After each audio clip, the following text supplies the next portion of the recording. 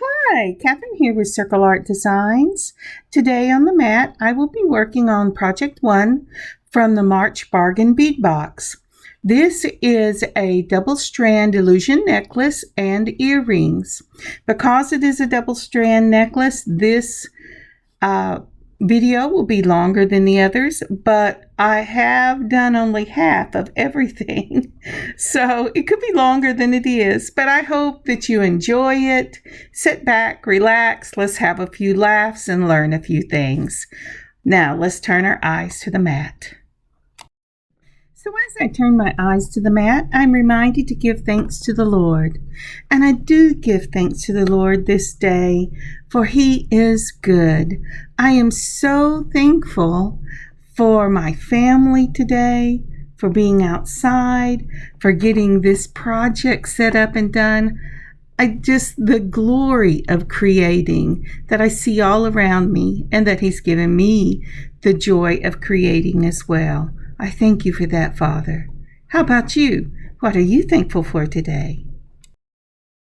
So when I first started planning this project, I was originally going to do a long single strand necklace with this beautiful beads from the March bead box. But as I got working on it, this piece just cried out to be a double strand illusion necklace. So the things that you see on the mat, I have used almost all of everything that's on this mat. That being said, let's look and see what I pulled. Up at the right-hand corner, you will see a little package of assorted jump rings and brass. This is from my own stash. Then right down from that, you will see an 18 by 16 millimeter Amazonite half-drilled faceted teardrops. This is also from the March Bargain Bead Box. And going on down from that, we have at the very bottom the 8 millimeter Amazonite. Is that how you say that? Round beads. Amazonite, I think is how it's pronounced. And I used all but just a handful of these. Okay, going up from there, you will see a 30 by 18 millimeter Amazonite teardrop pendant. You know, I should have looked that word up on Google before I started editing this, but I am going to pronounce it Amazonite. Okay, here we go. To the right of that, up above, you will see the lever back ear wires. These are listed as brass ear wires, and they're from the Bargain Bead Box. Across from that, on the other side of the pendant, you will see head pins in brass. Now, you can use brass or antique copper, or you can use eye pins. We're really going to turn this into an eye pin type thing. Or you can use wire. These will be for the earrings. Going on around the corner to the left, we will find, this is the 7 millimeter scrolled bead caps. And again, I think I used all but maybe 6 of these. And up at the top above that, you're going to find a brass pinch bell. Okay? That is your free gift in the box if you receive the box. And then right on around there, you see these beautiful little 3 millimeter Amazonite, blah, blah, blah, faceted round beads. I'll be through saying these soon. And then up from that is their toggle. Now, let me tell you, also from the Bargain Bead Box. And they say it is a modern floral toggle clasp. It does not say that it is brass. When you read the letter for your bargain bead box this time, it will tell you that they have antique copper findings. But again, these are not listed on the list as copper or brass. They look like brass. They could be antique copper, but the look is more like brass. So I only put brass on the things that were labeled brass. But it doesn't matter one way or the other, because they're beautiful pieces. They have a very strong strength to them, and they go together perfectly. So let's get started. So you will also see here that I have a bronze beading wire. This is a 0.45 millimeter, and I believe I picked this up at Hobby Lobby. Also, you will find some 3 millimeter brass spacer balls, and these are listed as brass, or at least brass covered. And the first thing I'm going to do is I'm going to take my brass and I am going to measure out 33 inches. This will be for the infinity necklace I began with. To start this off, I will use a number 2, and I'm sorry, I'm showing you the number 1, but that's for later. There you go, the number 2 crimp tubes. And that's what I'm going to use to put the ending on my necklace. So to begin the longer part of this necklace, the outside necklace, I put on the number 2 tube crimp, and then I'm going to put on my wire guard. To put this on, you slide it through one side, go around the curb, and then slide it on the other side. Now, today it doesn't seem like my glasses are exactly focusing, but there you go, I got it. I'm going to pull this out a little bit, and then I'm going to put the second wire, as it's gone around the loop, into the tube crimp. And you want to make sure they're straight when they come in, and you want to make sure they're straight when they go out. And then you're going to snug this right up against that wire guard. Then taking your loops, making sure the wires are still coming out straight, you're going to put, not your wire guards, your crimper, you're going to put it in that back section of the crimper, and then you're going to mash down. And when you're using a tube, make sure you go up and down that tube, because usually they're just a little longer than the crimper itself. Then you have this beautiful little M. You're going to make a half turn, put it in the front tube, up front of the crimper, and then you're going to go up and down, give it a nice tug, and if it doesn't slide, you have got a secure crimp. Now I'm going to open up my 3 millimeter brass spacer balls, and I am going from the other end to put on a spacer ball. And the reason I'm doing this is because I want to leave just a slight bit of the tail. You don't have to, but I like to. It makes me feel more secure. So I'm putting on a 3 millimeter spacer ball. I'm putting on these gorgeous Amazonite beads, and I'm going to put on 3 of these. And these are 3 millimeter, and they're another one of those that I have trouble seeing the little hole with, so bear with me. Once I get 3 of them on, you'll notice that the little ones do not go through the tube. So what I'm going to do now is I'm going to snug them up just like that, and then I'm going to take the tail and I'm going to bend it to one side, because I do not want to take the risk of cutting the main wire. Then I snip off that tail with my flush cutters and then snug those little beads right up. I'm going to put one more of these on, and then my 3 millimeter, and then I will move to the crimp balls. I'm going to go to the number 1 of these little round crimps. I'm only using the tubes on the beginning and the end of these pieces. So, opening it up, pouring it out, and these are the number ones. I had to order some more number ones. I like to make illusion necklaces. All right, so we're going to go ahead and put that right up against that 3mm spacer ball. Then using my chain nose pliers, make sure they're smooth on the inside.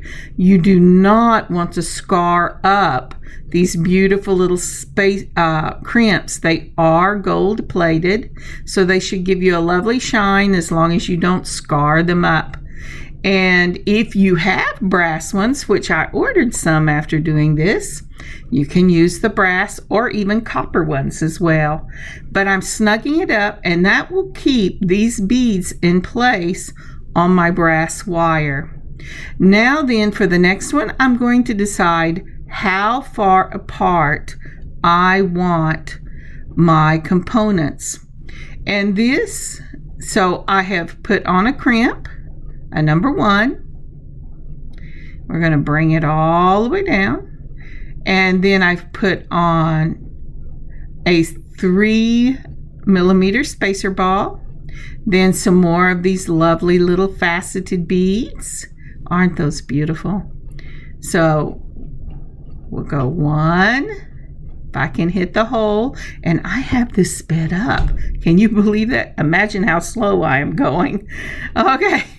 Oh, my fingers have fallen off, and I can see the pin.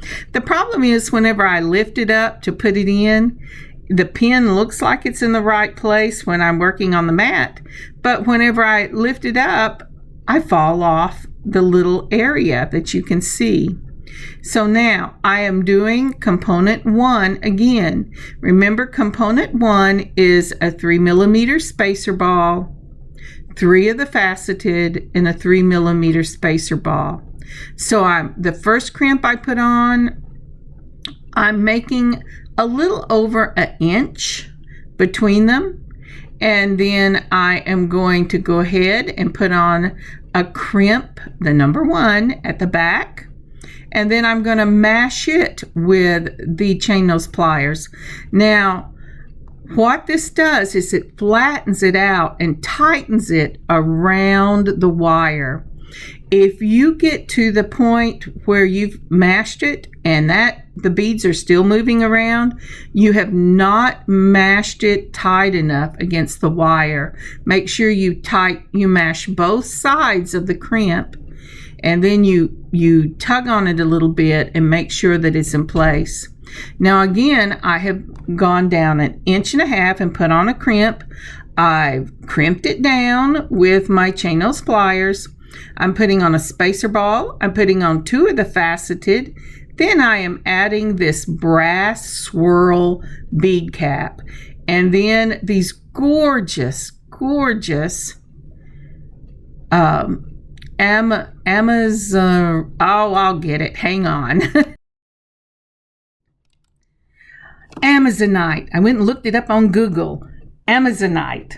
Okay, so the Amazonite round ball. They're beautiful, smooth, round balls. Such a gorgeous blue-green color.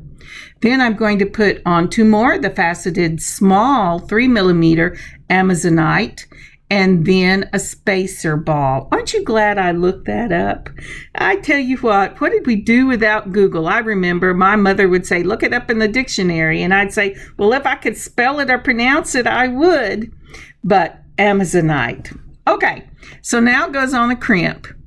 Then once we put that crimp on, remember we've already put the first one on, so it's going to act as your stopper. Take and first pinch it down with the tips of your chain nose and pull on it, and if it moves, mash both sides and then across again, and that will secure those crimps. Now I'm going to put on another crimp, and if you notice, our pattern is component 1, component 2. So what will go on again? Component 1. And we will continue this all the way around component 1, component 1, component 2. Component 1, component 1, component 2. Component 1 is a 3 millimeter spacer ball. You know what? Let me get you a picture.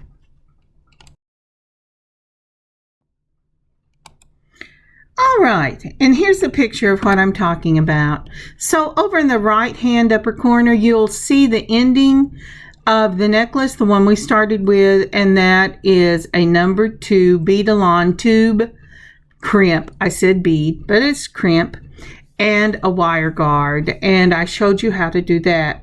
Then for component 1, we're going to put on a 3 millimeter spacer ball, then 3 of the Amazonite 3 millimeter faceted, I said faced, I'm sorry, I was typing quickly, beads, and a 3 millimeter spacer ball. Then we're going to put on our crimp. Now that is component 1, and it's the same every time. 3 millimeter spacer ball, your 3 millimeter faceted beads, 3 of them, and your 3 millimeter spacer ball and end in a crimp. Then however much space you're putting between each of your components, you will repeat that with a second component 1. Then once it's crimped, you'll make your space again, and you will add a component 2.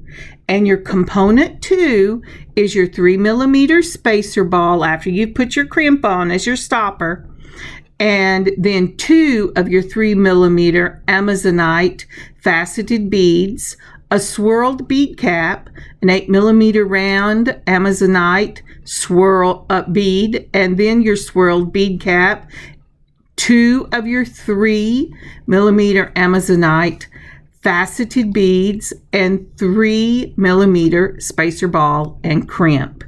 Now we will continue that pattern all the way down to the middle of your necklace. This is the longest of the necklaces.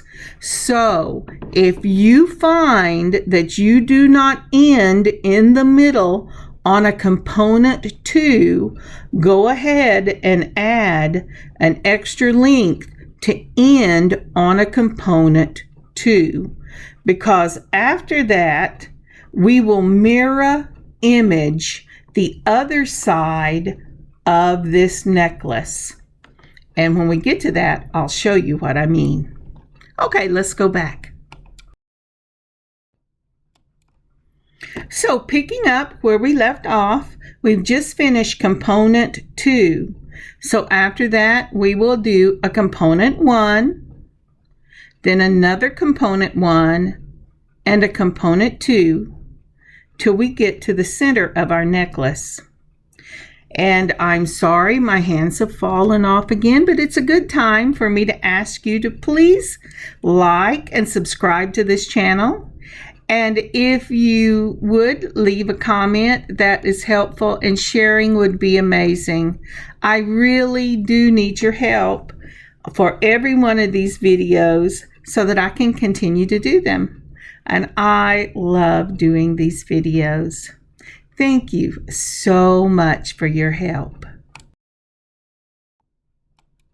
So it looks like I finally discovered that I had moved everything too far down. So I've put on our crimp, and we're going to put on one of the 3 millimeter spacer balls. Then we're going to put on 3 of the Amazonite, the 3 millimeters, and a spacer ball, and then this crimp. Now, you could use number 0 bead-along crimps, but I decided to go ahead and use the number 1s for these. I really like working with them better. If you're working with maybe a clear filament wire or a lighter color, you might want to go ahead and go to the 0 if your wire or your filament will take it. But for this one, I'm using the number 1. Alrighty. And so then we've done we're putting on the crimp, and then we're going to put on another component 1, and then your component 2, and just continue it around, as I said, to the middle. And I'll see you in a moment.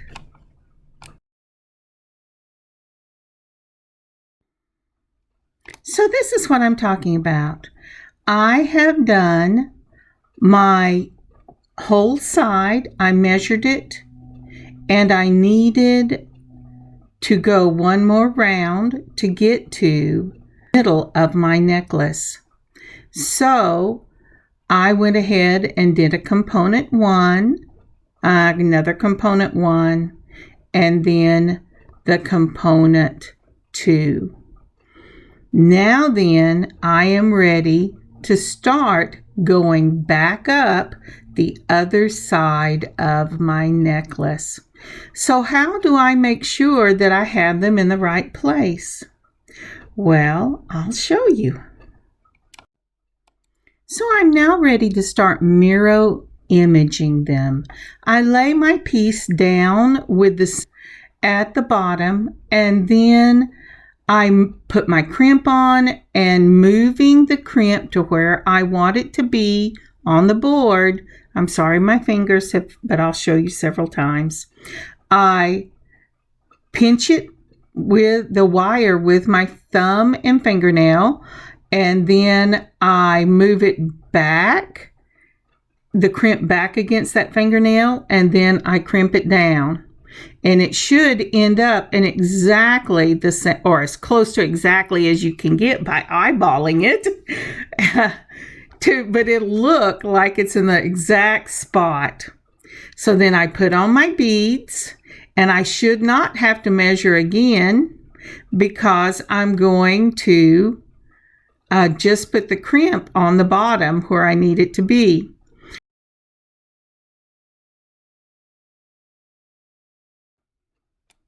So once again, I have laid it on my mat.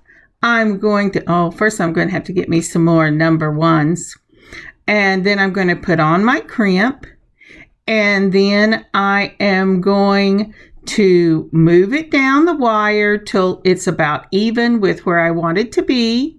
Then I'm going to take you can try to crimp it on the mat. Sometimes that works for me. Sometimes it doesn't. Most of the time I hold it, my thumb right there where I want it. I hold the pliers just like that. This is a better example. And then I have got it exactly. Let's move them all up. And look at that. It's exactly where I want it. And we're going to do this all the way to the end. Then on the end of this one, we will go ahead and finish it off exactly as we began, except for one thing. And I'll show you what I mean. So now then I have put on my number 1 because we're doing the second of the number 1s. I've already got my crimp on where it's supposed to be. I have got and I'm just putting the top on. You know, I always lay it down and check it even after I've already crimped the bottom and put on the beads. I actually do not know why I do that, because if you've got it in the wrong place, well, then it's just a faux pas, and it's okay because it's handmade, but you will not ever get that crimp back off if you have put it on correctly. So I'm measuring again. I'm going to crimp it once I get it where I want it. I was measuring it against the wrong spot. I have it. I'm holding it with my thumb, and I'm going to mash it down, make sure it doesn't move. And now we're at the end. When we do the end, we're going to start off with a 3 millimeter. Then you're going to then you're going to continue with 3 of your 3 millimeter faceted Amazonite, and then we will put on a crimp and go ahead and crimp this bead down.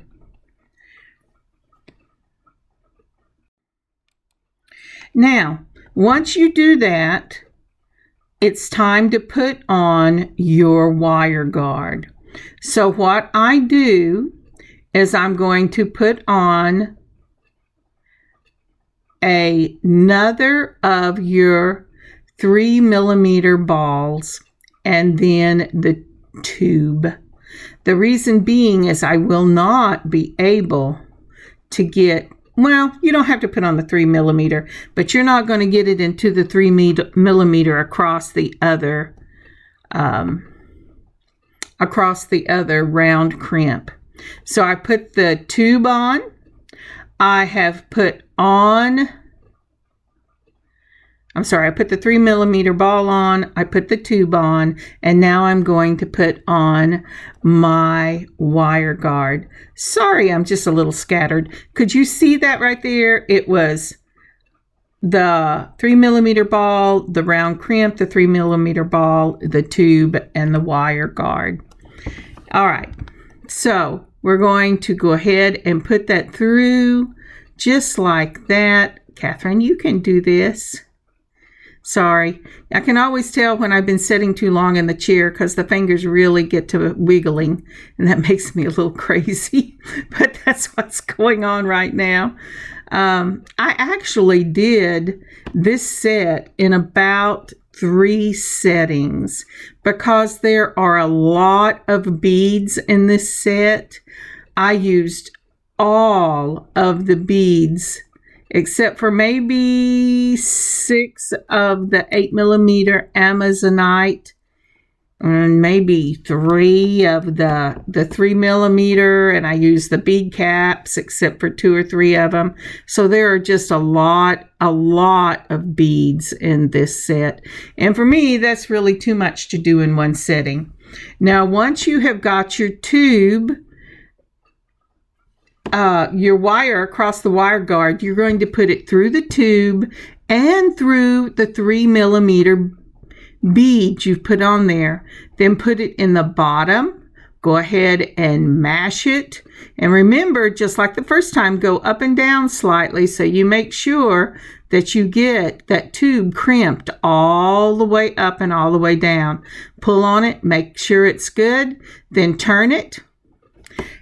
Put it in the front, do it again, and then use your flush cutters and cut it right up against the wire. I'm so sorry, my hands are shaking.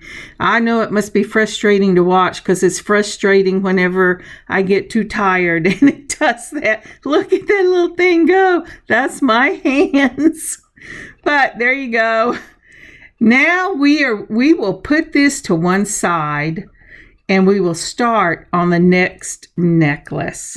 Now, to be real truthful with you, I started this the next morning because I was just too tired at this point to continue on.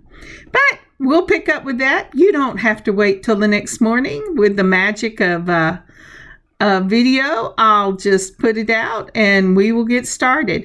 This one will be the one that has the Amazonite beautiful teardrop pendant. With it, so it's the next morning, I'm sorry, I have cut a wire that is 3 inches shorter than the first wire I cut because I want to have enough room for the freedom for that teardrop to swing on the second strand. With this necklace, we're going to actually start in the center of the necklace. So I have gently folded this over to find the center, and I'm going to bring down one of those number 1 crimps, and I'm going to crimp just a little above the center of this piece. Why?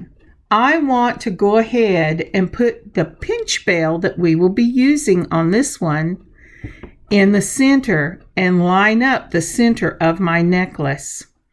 Once I have done that, I will go ahead and run the pattern for the middle necklace. Then I will mirror image the other side, and I will finish up mirror imaging the other side of the necklace to finish it off. Once everything is finished, then I will open up that pinch bell and put on my teardrop because I do not want to damage that teardrop. Boy, I think it's because I speed it up, because I'm sure my hands do not shake that bad whenever I'm working. So for the middle of this piece, I am putting on a component 2. So with the component 2, we know from the previous necklace that it's a 3 millimeter, 2 of the Amazonites, and then your bead cap. I'm sorry, I'm going to have to cough. Just a moment.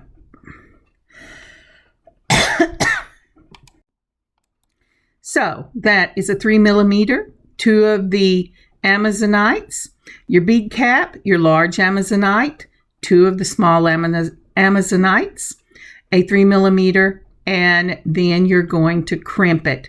Now that is just to one side of the center. Then what we're going to do now, and I'm looking to see, yep, as I'm going to go ahead and we're going to do what we need to do to prepare for that teardrop to go on. Now I got in my box a pinch bell. It says bonus, and it showed this pinch bell. So I'm taking the pinch bell and I am going to put it on the wire, but I do not want that pinch bell to just ride on that wire. And the reason you don't want it to ride on the wire is because it will eventually fray that wire. You always want something between your bells and whatever you're putting on, be it wire, be it stretchy cord, be it filament, be it thread if you're knotted something or bead weaving.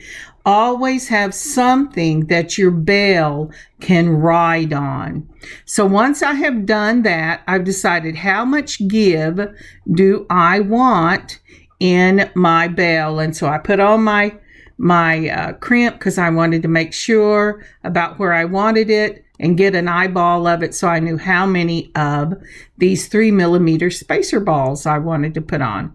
I could have used the 3 millimeter Amazonite, those little 3 millimeters, but they're very fragile.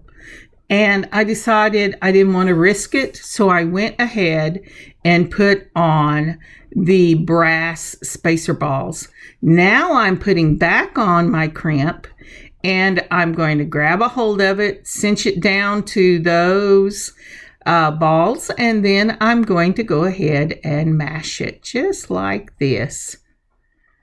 Well, maybe it'll be just like this. There you go. Now then, I have to go ahead and put on the next step. I can't just stop here and say, oh, I'll come back, because that spacer ball that pinch bell is going to come off. So using the, since I've crimped, I'm going to go ahead with another spacer ball, and I'm going to mirror image what I've just done. We did a component 2. We're going to do another component 2. Component 1 and component 2 that I used in the first necklace, I am still using in the second necklace, but I have switched up the way I'm going to use them so that it will give you a cohesiveness in the look of the necklace, but there's some interest in the change in the way you use the components. You always want the eye to be interested in what it's seeing. And so you don't want to repeat over and over again the same pattern without changing it up slightly in some way. And so that's what I'm doing here. Remember, this is just the center of the necklace. So our center will be component 2, however many spacer balls or 11 seed beads or whatever you want to have that bell ride on, and then another component 2. Now then, I will take one side and I will start building this necklace. And remember, this one's going to be smaller. So I am putting on a number 1 crimp. I'm using about the same space between them as I used in the other. Oops, I slid. That was a shake of the hand. I didn't have it well. All right, let's bring this sucker back down to where I want it, which should be right about there. Put my thumbnail, which is what I should have done. Make sure I touched it and made sure it wouldn't move. And now I am going to put on a component 1. So as with the other necklace, component 1 is the spacer ball, 3 of the 3mm Amazonite faceted beads, and then a spacer ball, which just jumped out of my hand and I had to pick up another one. Now, another thing with these spacer balls and the crimps are gold plated, but sometimes with the gold plating, it fills up the hole, and I have never got them punched back through. So those I just put to one side. And you get sometimes the same thing with the brass. I don't know if it's a plating on the brass, and maybe it's really copper underneath or some type of alloy, but sometimes the little holes are filled up. That's how I know. Must be something different. But so now component 2, component 1, but the difference here, in the first one we had more component 1s than component 2s. Well, with the one on the inside, we're just switching that, because now we will do a component 1. Okay. I'm sorry. I don't know what I was thinking. Now we will do, if I get it out of the way,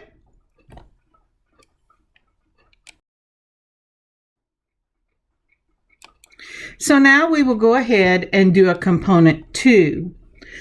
So for the inner necklace, you're going to do a component 2, a component 1, and a component 2. And the reason I am doing more component 2s than component 1s is we're putting this beautiful Amazonite teardrop pendant on this necklace. This is a heavy piece. It's a substantial piece. And if we had more of component 1s than component 2, it would be out of balance. We want a slightly heavier look to the necklace number 2 because it is balancing that teardrop. All right, so we've done component 2. Now we're going to go back to component 1. And I will do this all the way till I get up to the top, and we have to put on a wire guard. And I'll see you in just a moment. Oh, and if you took a glimpse of the little red thing that flashes across every now and then on my arm, my new little dog took a flying leap into my lap, and that is a blood blister. He landed so hard. All right, so we're back and we are ready to go ahead and put the wire guard on our first side of necklace 2. So to do that, just like we did on the other necklace, we are putting on a 3mm spacer ball. Then we're putting on a tube crimp. And then we're going to go ahead and put on the wire guard, bring it around the circle, put that wire through the bead, the tube crimp, and the spacer ball. And this necklace, like the other one, I took a little more space to end on a component one so that it would give it a consistent look when we put the necklaces together. So I took my pliers and I pull it down. Now that's just the way I do it. Sometimes I hold with a straight nose pliers on the inside if I can't get that as tight as I want it. And then I'm going, once it's gone through the tube crimp, I'm putting it through the 3mm spacer ball. And then I'm going to take this again and pull it down tight. And then, do you see I still have space in that? That will drive me crazy.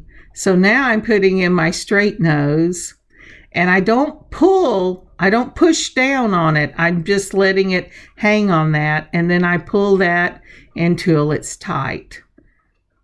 And then I can go ahead and crimp.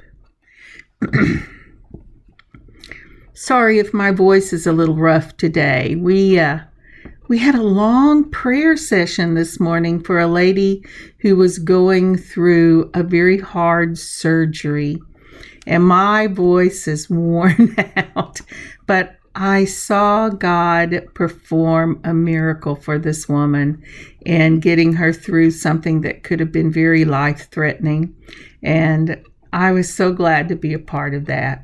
So if you notice this video is getting out late, that's why it was. But it was such a blessing.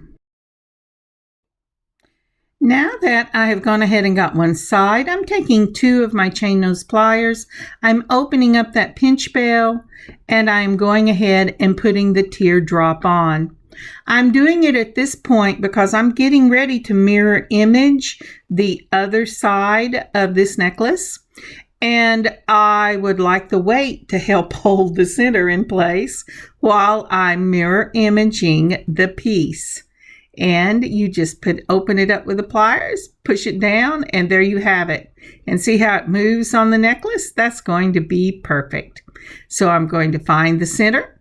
I'm going to go ahead and lay this on my mat so that I can mirror image it. I'll be back in a minute.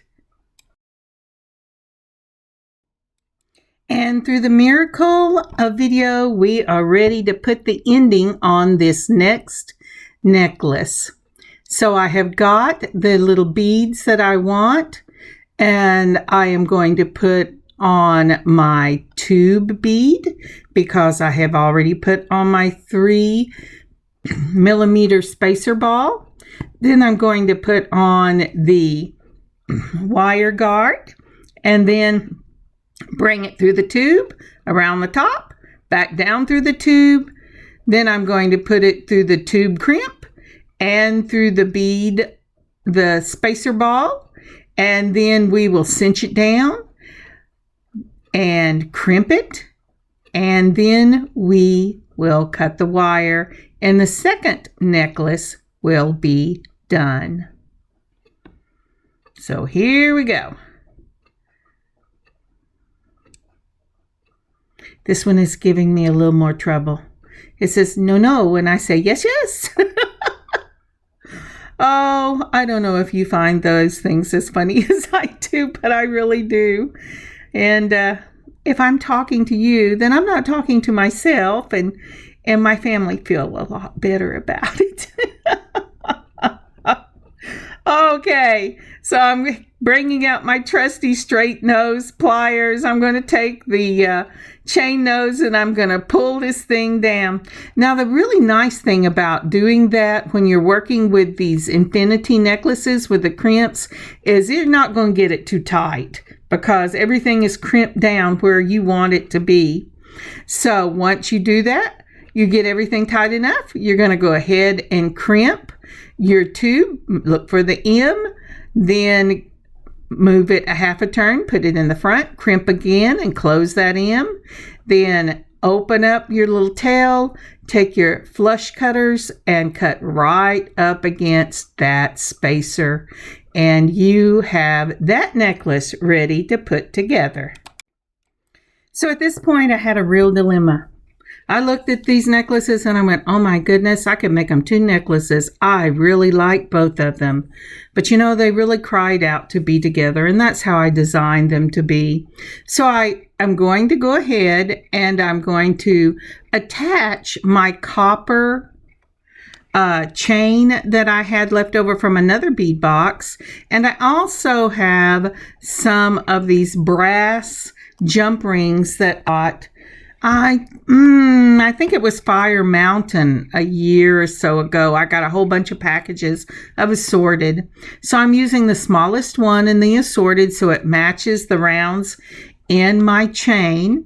To open this, you hold it between a curved nose and a straight nose chain nose plier. Twist one wrist, open it up, put your, I almost did it wrong. For me, wrong. I put on your necklace, then put on your chain, and then we will close up the chain. And again, you hold it between 2 pliers and twist one wrist. Feel the top of it. If it's a rough spot, you do not have it closed. If it feels smooth, you're good to go. Again, for the other side, holding your jump ring between 2 pliers, twist one side, hold the other side steady, then put on your necklace end and your chain. I'm sorry it's fallen out of the picture, but I just do that sometimes, especially when I'm tired. And then feel the top. If it is smooth on top, you have got it closed. So now then, I hope I remembered to move this out so you could see. What ends up happening then is that with the chain extender, you only have beads going behind your neck on one of the necklaces, and the other just has the chain, and it takes the bulk out of the back of the neck. And I am going to use a jump ring, and this is the medium jump ring that came in the assortment, and I am going to join these with a jump ring. So again, 2 pliers, open one side with a twist of the wrist, holding the other side steady, put on, trying to get over where you can see, put on your inside necklace on the jump ring, then your outside necklace. There you go, Kathryn. All right. And then we're going to twist it and close it. Oh, yeah. I really do have more control with the curved pliers as opposed to 2 chain nose, but you know, that's your individual preference. I have shaky hands and the curve seems to help better. Now this one, I was having a time getting no rough edges. So I'll take it and I'll try mashing it together, and then I go back and I try the other, and I just keep doing it until everything is smooth. And then I know that my jump ring is closed. And that is how I am joining these 2 necklaces, just like that. Again, using the curve. And you see how I'm trying to show you, do you see how that is kind of whopper gaggled? It comes from the factory that way. And that's why you have to be very careful that you get your jump rings closed whenever you're using them. And I am so sorry. For some reason, I did not realize that my hands would fall off whenever I was all the way down in the bottom of the camera. And this time I put my outside necklace again, and then my inside necklace on the jump ring, because they're not going to jump over each other. So if you put them on backwards, they're going to be backwards whenever your necklace is finished. You don't want any twisting. For this, I'm going to go ahead and use the toggle. I really like these toggles. And I don't normally use a toggle, and I did have the right kind of lobster claw, but these toggles are just gorgeous, and I think they really they finish out this necklace really well. They really just make the back of the necklace. So again, we're opening up a small jump ring. We're putting it on to the necklace jump ring, and then we're putting on both sides of our toggle, and this will finish this necklace, and it is stunning. It's also so long that I can't get a picture of it all at once without bringing the camera really, really far out, but I do have pictures for you. All right, let's finish that up and go on to the earrings. So here is my first attempt at filming this beautiful necklace. I do have finished pictures at the back though. So let's go on to the earrings. So for these earrings, you will need to have the lever back ear wires, small jump rings. I used actually a total of 4 small jump rings and 2 medium-sized jump rings for these earrings. The components in the middle I have from my own stash. I believe I got them from Michael's, but I got them several years ago. I was doing a bracelet, and these were things that I had left over. But any kind of component or no component at all, it doesn't matter. But that's what I chose because I really like this brassy look to them. And then I have my 3mm spacer balls, and off to the side I have a pair of head pins. You can use head pins on these, or if you have them, I didn't, or at least I didn't think I had any. An eye pin would work really well for this, or you can have a wire and you can just make your own eye pin. I put a short up on how to make your own eye pin, and that's what you're going to need to do these earrings. The earrings are the teardrops, the small faceted teardrops from the bargain bead box. They are top drilled. I could not get anything I had in that top drill hole. That's why I decided to go with making my own eye pins. But like I said, if you have an eye pin that is sturdy enough to put into this top drilled hole, that will work really well. Just know you're only using a small amount of it. Okay, let's get started.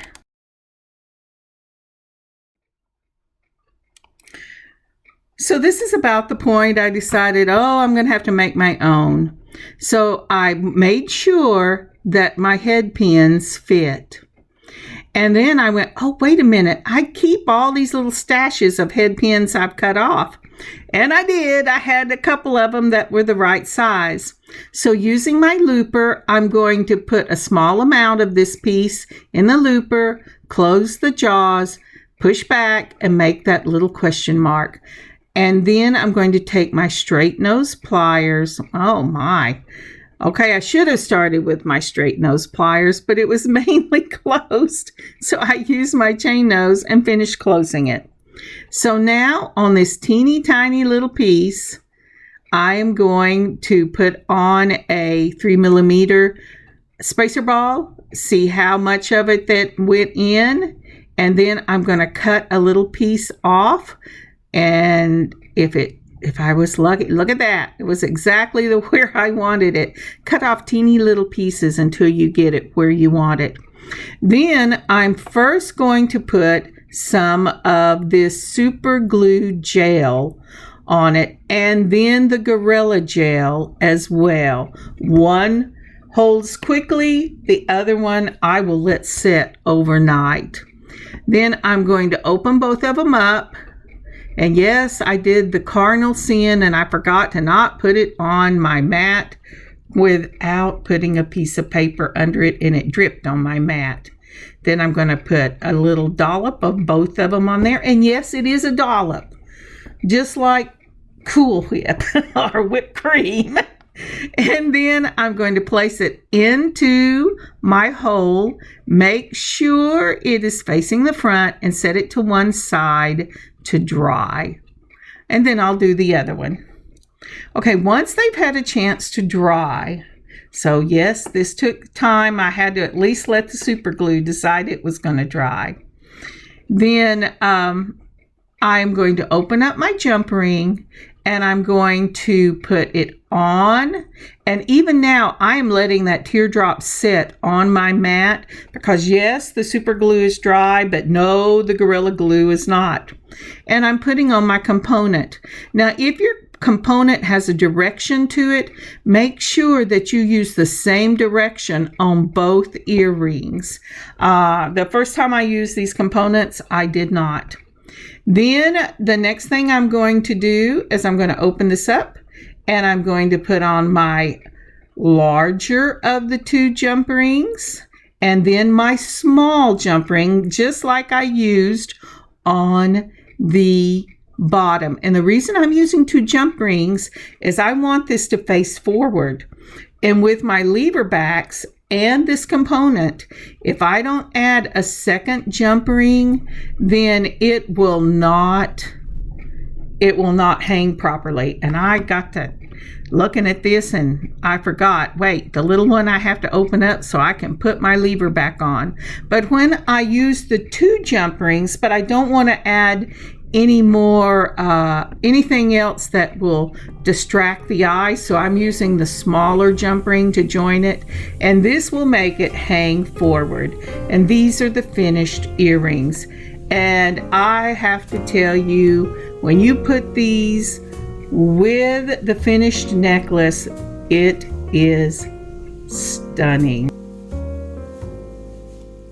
Thank you so very much for joining me on this beading adventure today. In fact, thank you for hanging in there so that you could see all the steps that went into making this piece. Again, I'm sorry my voice is gravelly today, but I didn't want to miss out bringing this to you. Because of the things I was involved with this morning, I have not yet got this piece up in the shop, but I'll do a short and let you know whenever it is up in the shop, and I'll put a notice on the community board. And here are the pictures I promised. Thank you again for joining me. I hope you have a wonderful beading adventure of your own. Isn't that lovely? I just think that is lovely. It hangs so beautifully, even if I can't get the whole thing in at once. God bless you, God keep you safe, and I will see you next week.